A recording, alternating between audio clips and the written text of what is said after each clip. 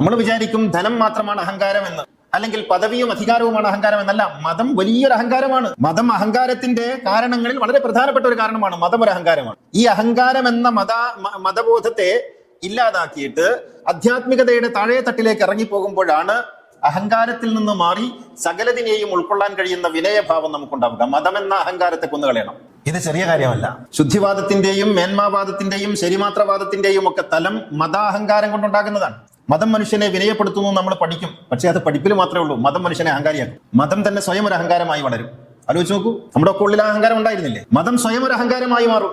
മതം മനുഷ്യനെ വിനയമുള്ളവനാക്കുകയല്ല, മറിച്ച് അപരനെ ശത്രുവായി കാണാനും ഈ മതം ഒരു അഹങ്കാരമായി വളരാനുമാണ് ഉള്ളിൽ പ്രവർത്തിച്ചുകൊണ്ടിരിക്കുന്നത്. അത് തെറ്റായി പഠിക്കുന്നത് കൊണ്ടായിരിക്കാം, പക്ഷെ അങ്ങനെയാണ് സംഭവിക്കുന്നത്. അതുകൊണ്ട് മതം എന്ന അഹങ്കാരത്തെ കൊന്ന് ആധ്യാത്മികത എന്ന വിനയഭാവത്തിലേക്ക് നാം പോകുമ്പോൾ മാത്രമേ മതത്തിന്റെ മധുരം നമുക്ക് അനുഭവിക്കാൻ കഴിയുകയുള്ളൂ.